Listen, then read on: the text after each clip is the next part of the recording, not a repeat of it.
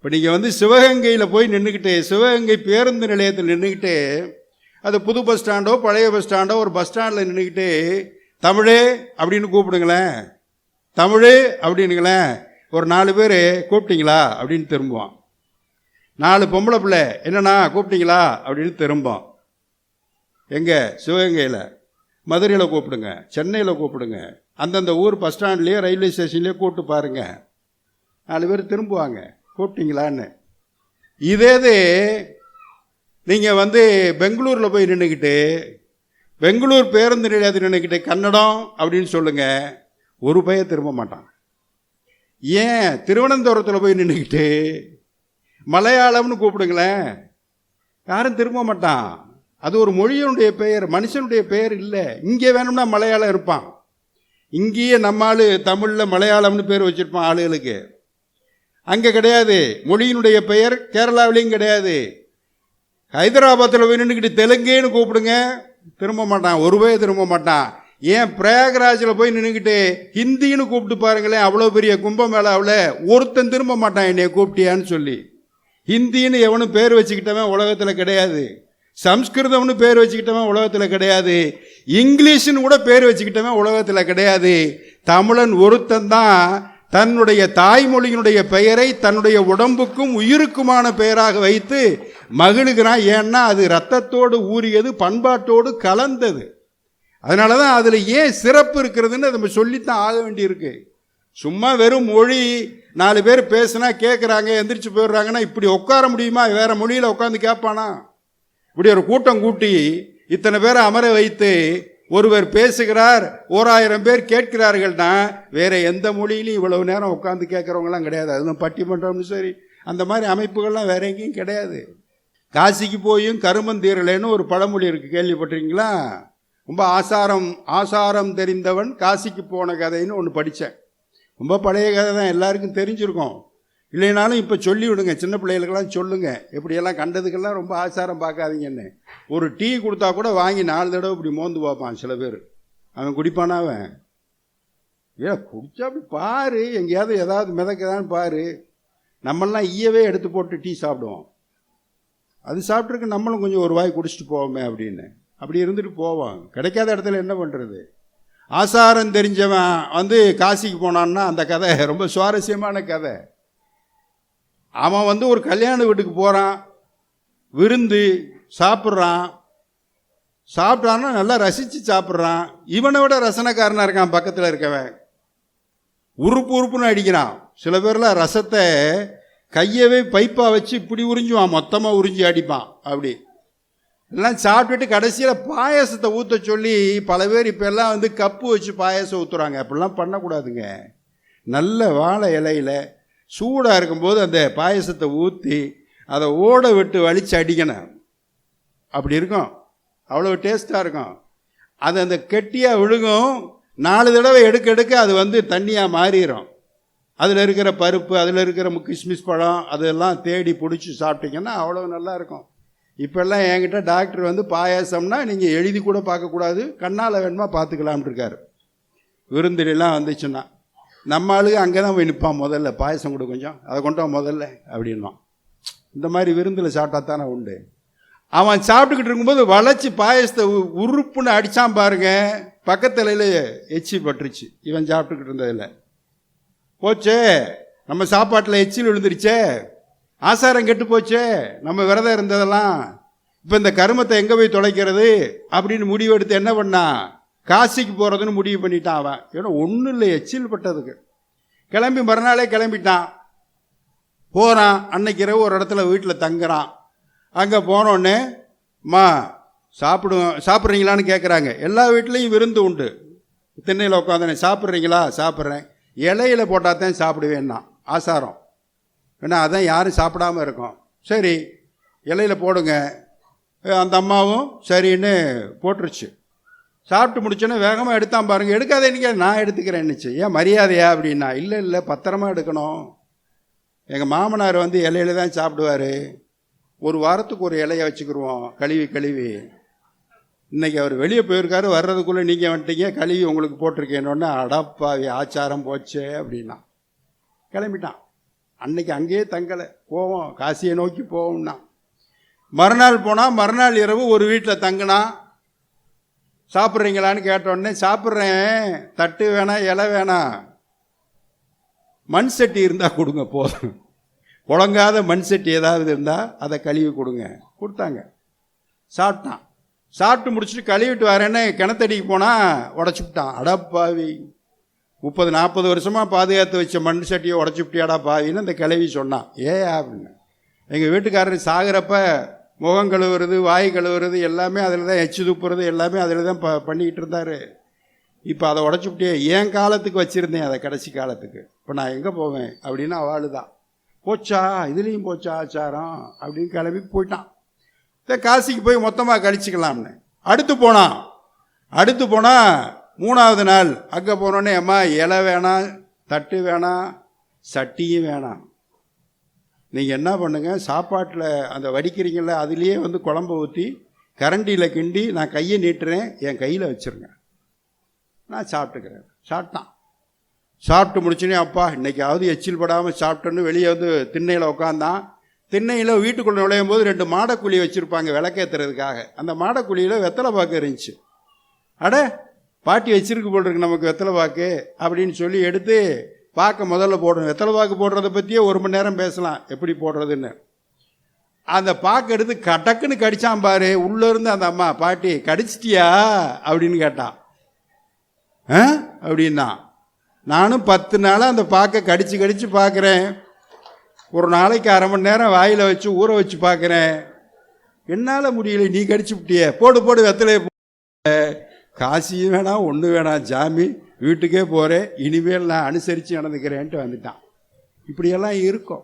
திண்ணை வைத்த வீடுகள் வேறு எங்கேயுமே கிடையாது உலகத்தில், எங்கே தேடினாலும். இப்போ தமிழ்நாட்டிலையும் கிடையாது, அது வேறு விஷயம். இருந்தாலும் திண்ணை வச்சு வீடு கட்டுறது அப்படிங்கிறது நம்ம ஊர் பக்கம்லாம் பார்த்திங்கன்னா, என்ன வீட்டுக்குள்ளே படுக்கிறதுக்கு அறை இருக்கோ, சமைக்கிறதுக்கு அறை இருக்கோ, அதெல்லாம் இல்லை. வெளியில் 2 பக்கம் திண்ணை வச்சு ஒரு தார்சா இறக்கி விட்டு அங்கே உட்காந்து பேசிக்கிட்டு, போகிற வரவங்கள்ட்ட பேசிக்கிட்டு, அது இருக்கக்கூடிய அந்த அமைப்பு இருக்குல்ல, அதுதான் தமிழகத்தினுடைய மிகப்பெரிய, தமிழகம் மட்டும் இல்லை கேரளாவிலேயும் உண்டு அது, திண்ணை வைத்த வீடுகள்.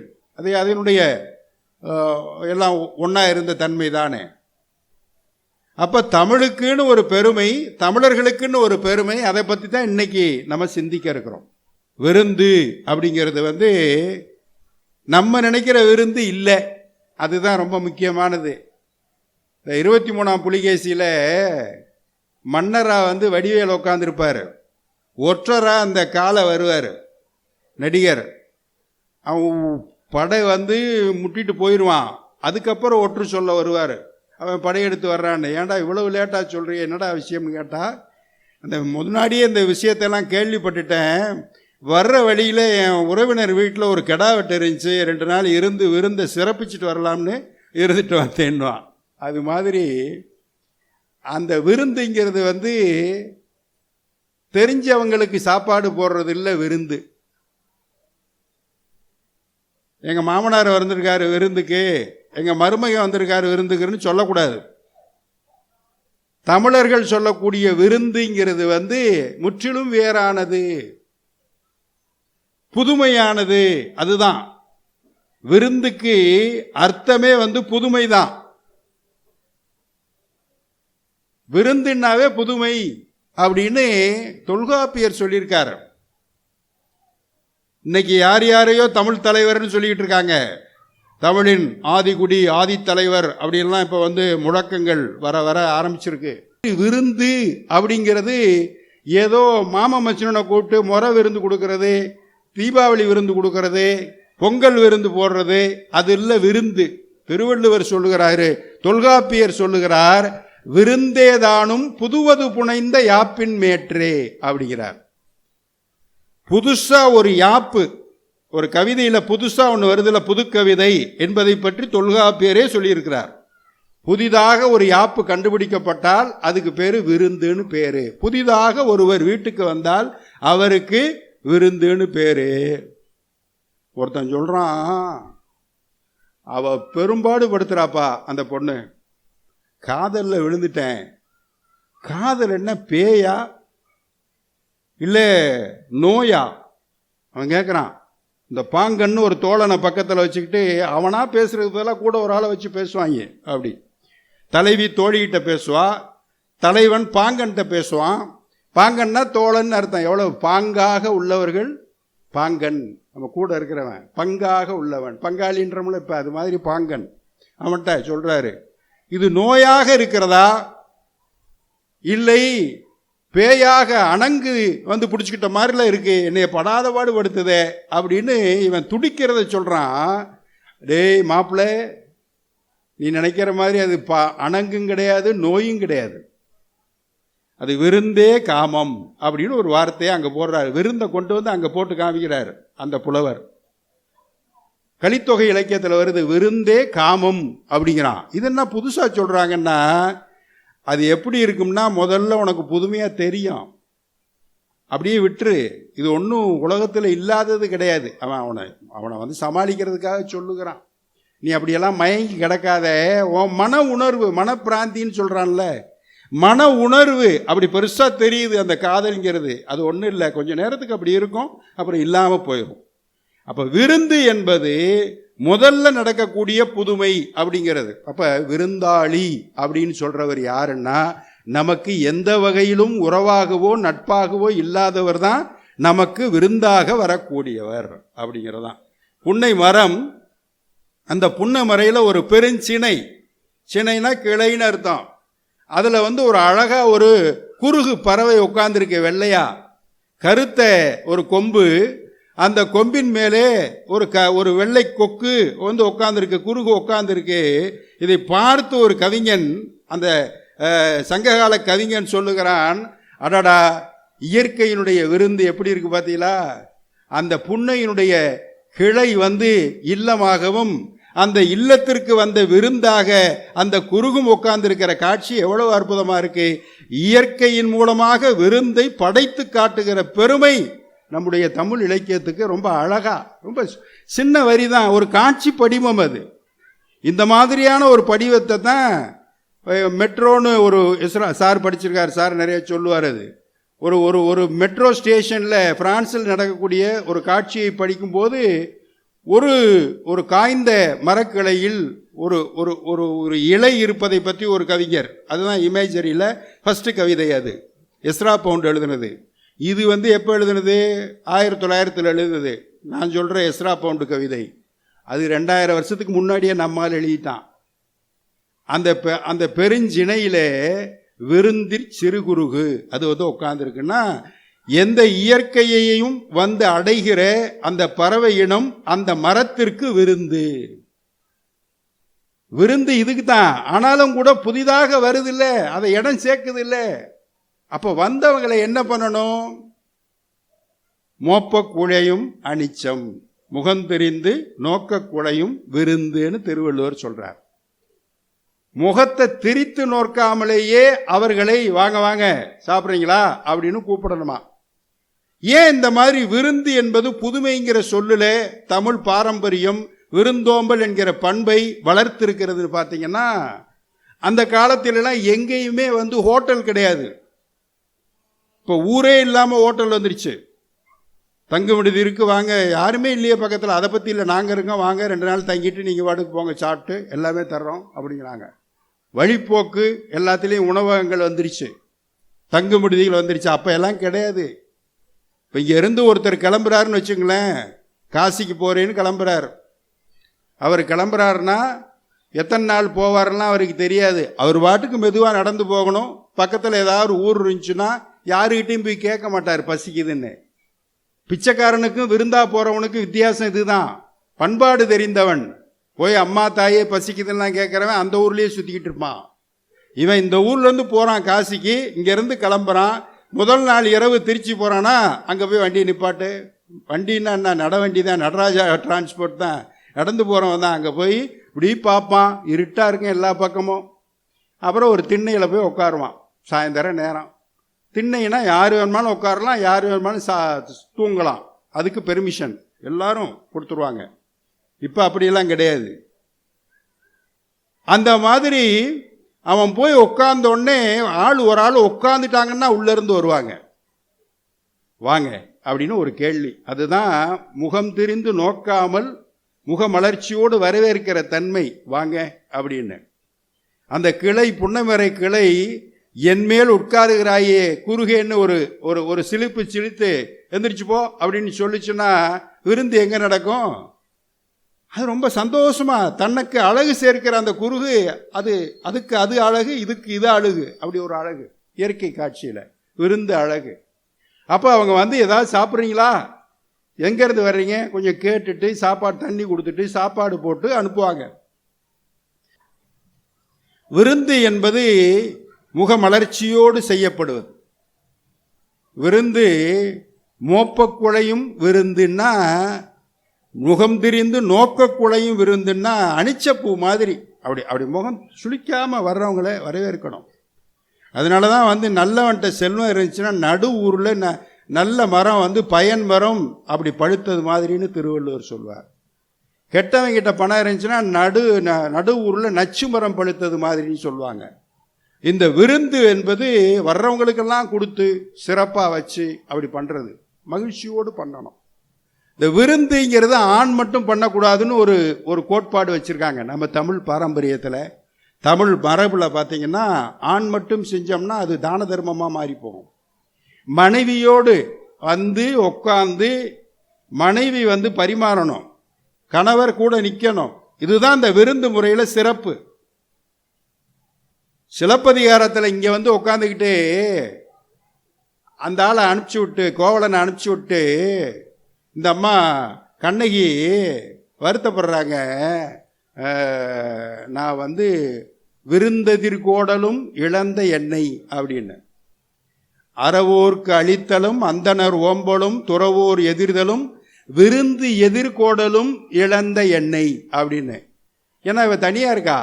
அப்போ வந்து விருந்ததிர்கோடல் என்பது எனக்கு இல்லையே, உனக்கு உரிமை இல்லைன்னு நம்ம தமிழ் சமூகம் சொல்லுகிறது. தனித்திருக்கிற பெண்கள் விருந்து பரிமாற தகுதி இல்லாதவர்கள், அவர்களுக்கு தகுதி இல்லை உரிமை இல்லாதவர்கள்.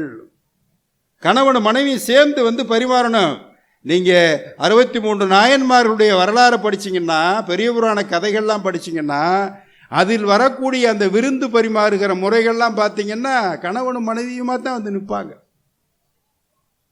வர்றாரு சிவபெருமான் பரிசோதனை பண்ணுறதுக்கு. எங்கே வர்றாரு? சிறு தொண்டர் வீட்டுக்கு வர்றாரு. வந்து இன்னைக்கு அவரை உண்டு இல்லைன்னு பார்த்துறதுன்னு முடிவு பண்ணிட்டாரு.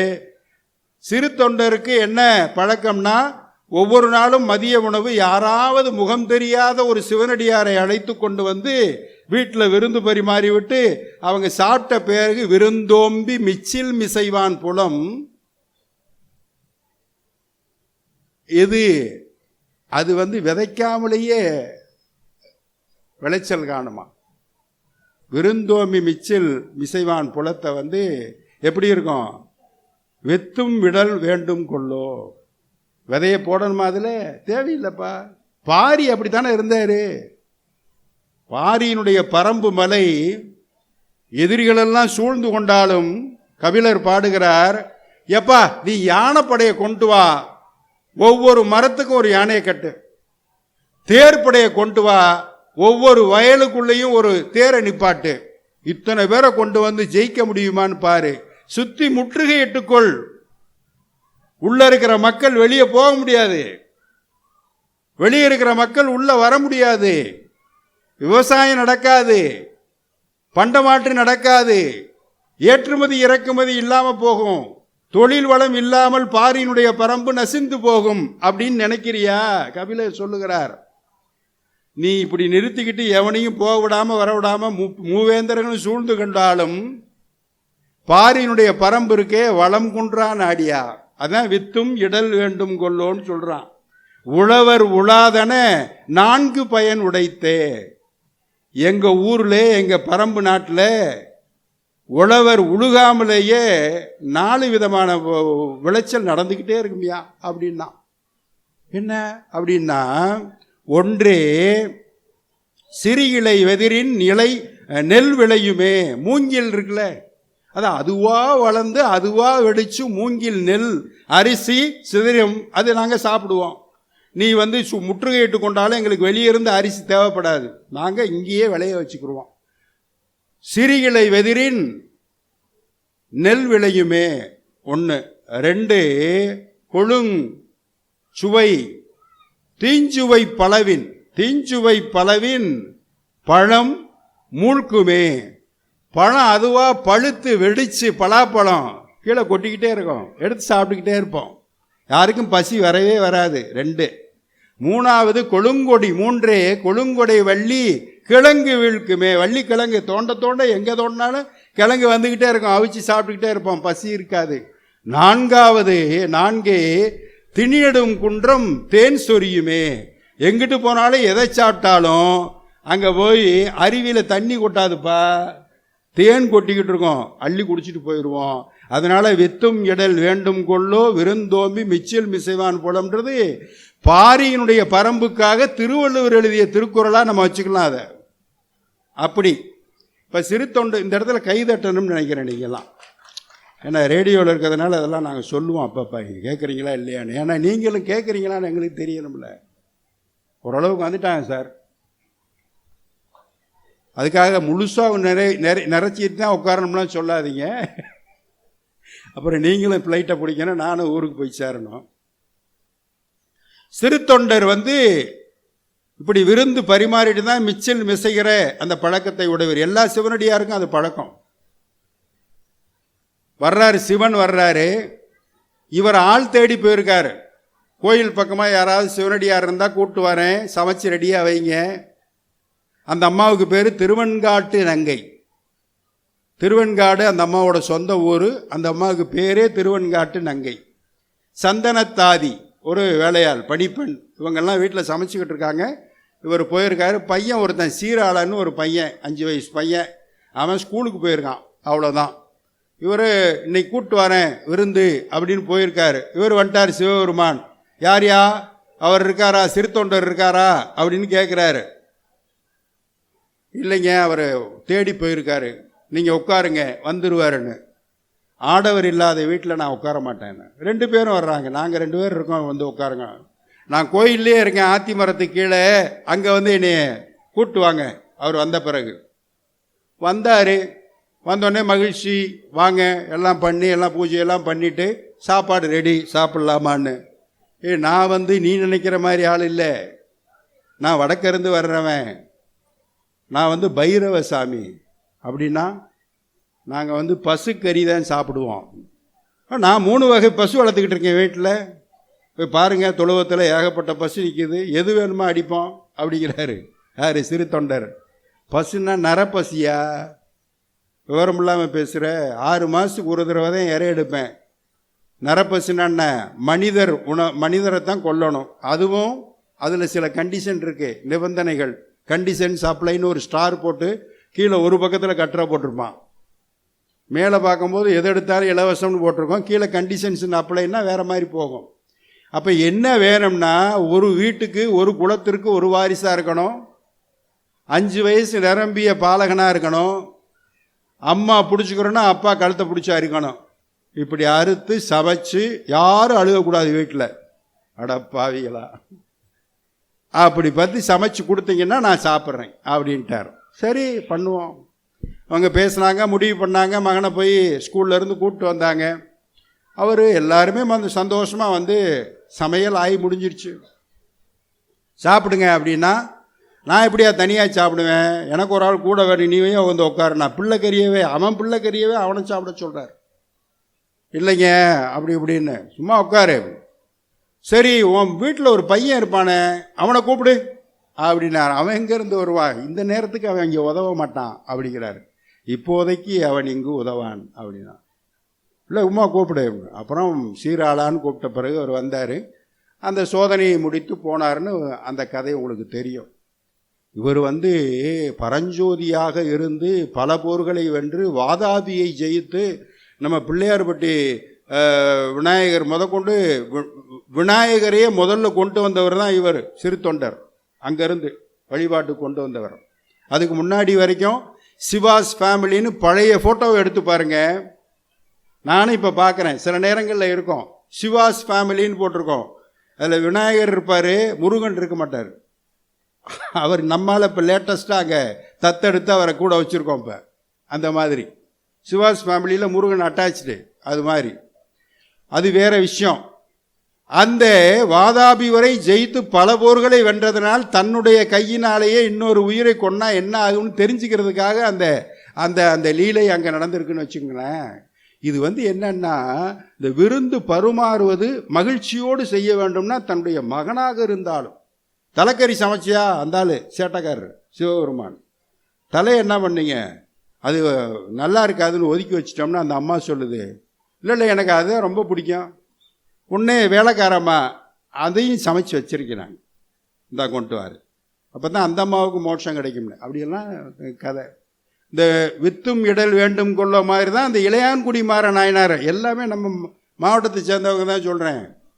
இளையான்குடியில் இருக்கக்கூடிய மாரநாயனார் என்ன பண்ணார், எல்லாத்தையும் கொடுத்து ஒன்றுமே இல்லைன்னு சொல்லி குத்தகைக்கு நிலம் வாங்கி அதை எடுத்து அதில் விவசாயம் பண்ணோம்னு கொஞ்சோன்னு இருந்த நெல்லை கொண்டு போய் அன்னைக்கு தான் விதைச்சிட்டு வீட்டுக்கு வரும்போது மழை அடி அடின்னு அடிக்குது. அந்த நெல் மண்ணுக்குள்ளேயே இருக்குமா, மிதந்துக்கிட்டுல இருக்கும். இது எப்படி பழைக்க போகுது, எப்படி நம்ம அந்த விவசாயத்தில் அறுவடை பண்ண போகிறோம், நமக்கு சாகுபடி எப்படி நடக்க போகுதுன்னு வருந்திக்கிட்டு இருக்கும்போது கதவை தட்டுறான் ஒரு ஆள். நைட்டு 12 மணிக்கு குடிசை விட்டேன். சிவனடியார் வந்துட்டீங்களா, வாங்க, ரொம்ப நனைஞ்சு போய் வந்துருக்கீங்க, இந்தாங்க துணி நல்லா துவட்டிக்கிங்க, சாப்பாடு சூடாக ரெடி பண்ணி உங்களுக்கு தர்றேன்.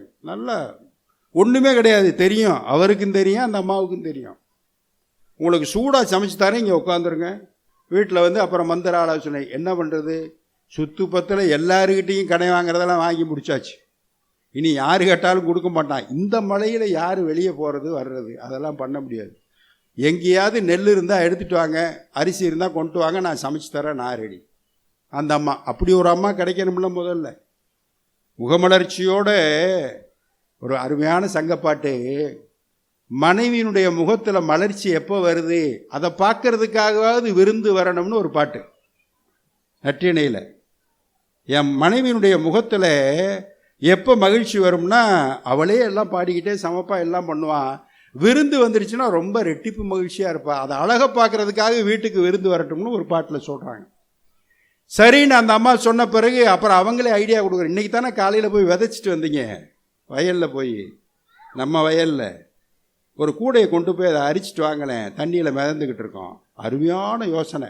ஓடுறாரு, நீச்சல் அடித்து போன மாதிரி போகிறார், தட்டு மாதிரி தன்னுடைய நிலம் எதுன்னு அனுமானமாக போய் கண்டுபிடிச்சி எடுத்து கொண்டு வந்து கொல்லப்புறத்தில் இருந்த கீரைகளை பறித்து கொண்டு வந்து எல்லாம் வச்சு சமைச்சு சாப்பாடு போட்ட பிறகு அவர்கள் மோட்சம் பெற்றார்கள், சொர்க்க கதி. அப்போ கூட அவர் சிவபெருமான் உடனே கூட்டு போகல. இப்படிப்பட்ட ஆள் உடனே கூட்டு போகக்கூடாது, கொஞ்ச நாளைக்கு இருந்து தொண்டு செய்யட்டும், சேவை செய்யட்டும் அப்படின்னு சொல்லி, இங்கே பார்ப்பா இன்னும் கொஞ்சம் நாளைக்கு இங்கேயே இருந்து வர்றவங்களாம் இப்படி சாப்பாடெலாம் கொடுத்து நல்லா வளமாறு, ஏயா நீ பண்ணதுக்கே இப்படி விதைச்ச நெல்லையே எடுத்துகிட்டு நான் படு வறுமையில் இருக்கேன், நான் என்ன பண்ணுறது அப்படின்னு இவர் மனசுக்குள்ளே நினைப்பாருன்னு சொல்லிட்டு குபேரனுக்கு ஃபோனை போட்டு அந்த சங்க நிதி பதும நிதி அதிலிருந்து அங்கேருந்து டைரெக்டாக இங்கே அனுப்பிச்சிக்கிட்டே இருக்கணும். எனக்கு வேணும்னு கேட்க கொடுக்கக்கூடாது, அது தீர நீயே கொடுக்கணும். அதுதான் கேட்டோம்னா அது பிச்சை ஆயிரும், நீயே கொடுக்கணும், அப்படி உதவி செய்யணும்னு அந்த தொண்டு நிலைக்கு அப்படியெல்லாம் சொன்னாங்க. அப்படி ஒரு அற்புத நிலையில விருந்தோம்பல் இருக்கிறது. ஒன்றுமே இல்லாத ஒரு புலவன் உடம்பெல்லாம் கூசுகிறது, உடம்பெல்லாம் எனக்கு பொறிபுணர் உடம்பில் ஒரு அச்சம் சூழ்ந்து கொண்டிருக்கிறது, இது எப்படி நான் உயிர் வாழ்வதுன்னு வருத்தப்படுறான் ஒரு புலவன் ஒரு ராஜாவை பார்த்து. ஏப்பா உனக்கு என்னப்பா வறுமைக்காக வருந்துகிறாயா? இல்லை, வறுமைக்காக வருந்தவில்லை, என்னை நாடி வருகிற விருந்தினர்களை பார்த்து நான் ஒளிந்து கொள்ள நேருகிறதே. என்ன மாப்பிள்ளை எப்படி இருக்கீங்க, உங்கள் வீட்டுக்கு தான் வர்றேன், கொஞ்சம் தங்கச்சிகிட்ட சொல்லி ஒரு கறியும் சோறும் போட்டு வைக்க சொல்லுங்கள், நான் வந்துடுறேன் குளிச்சுட்டு ஆற்றுல போய். யாராவது சொன்னால் வச்சுருப்போமா? இல்லைப்பா 2 பேருமே ரயில் ஏறி கிளம்பிட்டோம். இப்போ நான் அவங்ககிட்ட பேசிக்கிட்டு இருக்கிறது கூட ஆர்டிஃபிஷியல் இன்டெலிஜென்ஸில் நான் ஏஐ பேசிக்கிட்டு இருக்கேன், ஒரிஜினல் போயிடுச்சு, மெட்ராஸில் இருக்கோம் இப்போ அப்படின்றான். அதாவது பொறிப்புணர் வாழ்க்கை விருந்த ஒழித்து வாழக்கூடிய வாழ்க்கை நேர்ந்து விட்டதேன்னு வருத்தப்படுகிறான் ஒரு புலவன். அப்படிப்பட்ட ஒரு சூழ்நிலை. இந்த விருந்தோம்பல்ல ஒரு பெண் இருக்கிறாள், ஒரு வீர தமிழச்சி. அவ போய் வழிபாடு செய்கிறாள். வழிபாடு செய்கிறாள், பிரார்த்தனை பண்ணுகிறார் என்றால் எதுக்காக வழிபாடு செய்யறான்னா போர் வரணும்னு வழிபாடு செய்யறான். எங்கேயாவது அமைதியை வேண்டி தான் வழிபாடு பண்ணுவாங்க. இந்த பெண் என்ன சொல்லுகிறா, போர் வர வேண்டும் அப்படின்னு வழிபாடு செய்கிறாள். யார்கிட்ட கேட்கலாம்? போர் வரணும்னா யார்கிட்ட கேட்கறது? நடுகள் தெய்வம், வீரமரணம் அடைந்தவனுடைய நடுகள் அங்கே இருக்கிறது. அங்கே போய் நின்று போர் வர வேண்டும் அப்படின்னு. எதுக்காக அப்படின்னு காரணமும் சொல்லுகிறார்.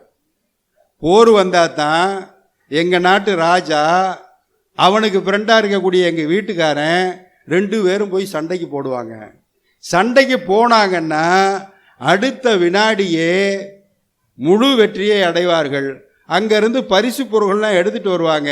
வெற்றி பெற்ற அரசன் பரிசாக பல பொருள்களை எங்கள் வீட்டுக்காரர் கொடுத்து அனுப்புவான். அதை வச்சு வருகிற விருந்தினர்களுக்கெல்லாம் நான் விருந்து பரிமாறுவேன். பாருங்களேன், விருந்து பரிமாறுவதற்காக போர் வர வேண்டும்னு சொல்லக்கூடியவன் யாரு?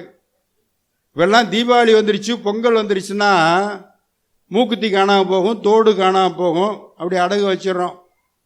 இப்போ எல்லாம் சில பேர் ஃபோன்லேயே உங்களுக்கு 5000 ரூபா கடன் சாங்ஷன் ஆகிருக்கு, வந்து வாங்கிக்கங்க, ஓடிபியை மட்டும் அனுப்புங்கன்றான். கவனமாக இருங்க. இந்த ஓடிபியை கேட்டால் பயந்து ரொம்ப நடுங்கணும் நம்ம. அதுதான், வேறு எதை விடையும் ஓடிபின்னு எவனா கேட்டான்னா பயப்படணும். இப்படி ஏமாற்றுவான். அடகு வச்சு திருவிழா கொண்டாடுங்கிறது நமக்குடைய வாழ்க்கையில் சாதாரணம். சொந்தக்காரங்களாம் வர்றாங்க, தடபுடலாம் சமைக்கணும், சாப்பிடணும், ரைட்டு. அடகு வச்சு விருந்து வச்சான் அப்படின்னு ஒரு பாட்டு இருக்குங்க. ஒருத்தனை, ஒரு வீரனை பார்த்து சொல்லுகிறான். ஒரு ஏழை வீரன், ஒரு வறுமையில் வாடக்கூடிய வீரன், அவனை பார்த்து புலவன் பாடுகிறான், இவன் எம் இறைவன். சரி, முடிச்சிடுறேன். நீங்கள் ஆட்டம் பயங்கரமாக போட்டுக்கிட்டு இருக்கீங்களே, நானும் பார்த்துக்கிட்டு இருக்கேன். சந்திரன் ஆரம்பித்து 30 நிமிஷத்துலேருந்தே தலையாடிக்கிட்டே இருக்கார். இவ்வளவு கவனமாவா கேட்குறவரன்னு நான் பார்த்துக்கிட்டு இருக்கேன். அதாவது இவன் எம் இறைவன், இவன் எம் இறைவன்னா இவன் தான் எனக்கு தலைவன்றான். சாதாரண ஒரு வறுமையில் வாடக்கூடிய ஒரு வீரனை பார்த்து இவன் எம் இறைவன், யாம் இவன் புலவன் அப்படின்னு ஆரம்பிக்குது பாட்டு. நெருணை வந்த விருந்திற்கு, நேற்று ஒரு விருந்து வந்தாங்க அவங்க வீட்டுக்கு. அப்ப இரும்புடை பழவாள் பணயம் வச்சான். வீட்டில் சண்டை போடுறதுக்காக ஒரு பழைய வாள் வச்சிருந்தான். போருக்கு போய் சண்டை போடுறது, ஜெயிச்சுட்டு வந்தோடனே அதை பத்திரமா வச்சுக்கிறது, திருப்பி கூப்பிட்டாங்கன்னா போகிறது, அதுக்காக.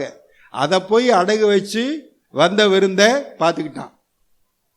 அடுத்தது இன்னைக்கு ஒரு விருந்து வந்திருக்கு, வாழை நேற்று வச்சிட்டோம், இன்னைக்கு என்ன பண்ணுறது தேடி பார்க்குறான். ஒரு பழைய யாழ் ஒன்று இருக்கு, கருங்கோட்டு சீரி யாழ். அதையும் கொண்டு போய் அடகு வச்சுட்டு இன்னைக்கு வந்திருக்கிற அந்த விருந்தை கவனித்தான். அப்படின்னு பார்க்கும்போது பழந்தமிழர்கள் வாளையும் யாழையும் வைத்து விருந்து உபசரிக்கிற பெரும் மாண்பை தன்னுடைய வாழ்க்கையினுடைய குறிக்கோளாக கொண்டிருக்கிறார்கள் அப்படிங்கிறத பார்க்கலாம். இப்படி நிறைய சொல்லிட்டே போகலாம். மனித வாழ்க்கையில் விருந்து என்பது காதலில் இருக்கிறது, வீரத்தில் இருக்கிறது, மரணத்தில் கூட இருக்கிறது. ஒரு பெண் சொல்லுகிறாள், நீங்கள் இப்படியே டெய்லி வந்துட்டு போகிறீங்க, எங்கள் வீட்டுக்கு தெரியணும்னா ஒரு ஐடியா சொல்கிறேன். நீங்கள் என்ன பண்ணுங்கள், சாயந்தர நேரமாக உங்கள் தேரோட வாங்க எங்கள் வீட்டு பக்கமாக. வந்தோடனே நீங்கள் விருந்து வந்த மாதிரி உட்கார வச்சு எங்கள் வீட்டில் விருந்து உபசாரம்லாம் பண்ணுவோம். இருட்டிடும் டக்குன்னு. நீங்கள் சாயந்தரம் 6 மணியை போல் வந்தீங்கன்னா நீதி நிலத்தில் இருட்டிடும். எப்பா இங்கெல்லாம் இந்த நேரத்தில் வெளியே போனால் புயல் அடிக்கும், அலையெல்லாம் சீற்றம் அதிகமாக இருக்கும், அதனால் இந்த வந்திருக்கிறவங்களை இங்கேயே தங்க வை அப்படின்னு எங்கள் அப்பா சொல்லுவார். யார் தோழி கொடுக்குறா அந்த ஐடியாலாம். இப்போ நீ எங்கள் வீட்டிலே தங்கிடுவ, இன்றைக்கி முழுவதும் இரவு முழுவதும் நீ விருந்து பெற்று உன்னை வெளிப்படுத்தி கொண்டு திருமணம் செய்து கொள்ளலாம் அப்படின்னு விருந்தை ஒரு உபாயமாக வைத்து செய்யக்கூடிய நிலைமைகளில் இதெல்லாம் சொல்கிறாங்க.